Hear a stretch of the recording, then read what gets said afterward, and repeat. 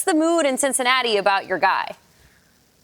Well, I think about what Jane said, and that's doing more with less. And that's why when you do think about the MVP conversation and how close Joe was to winning that last year, you talk about sometimes the problems the Bengals have had on their offensive line. I mean, go back to that Super Bowl offensive line.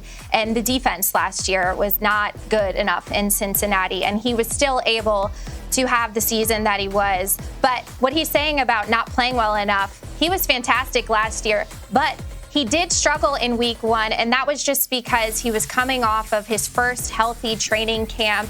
He had that wrist injury that he was still working out.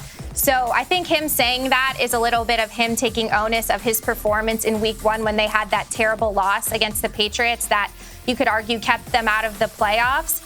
But I think that's just kind of how he is as a leader and one of those people that always has to find ways to motivate himself, similar to what Josh Allen is saying here. And that is, I want to be so perfect that I think it still bugs him that how bad he played in that week 1 performance in that home loss. So for the Bengals, I mean, it's really going to come down to, can they play better in September so they can be in contention with the Bills and Josh Allen and the Chiefs and Mahomes in actually being able to contend for a 1 seed or even a 2 seed and finally be able to host a playoff game in Cincinnati. So I think that's the next step for the Bengals and Burrow, and we'll see if they'll be able to do it. And it'll probably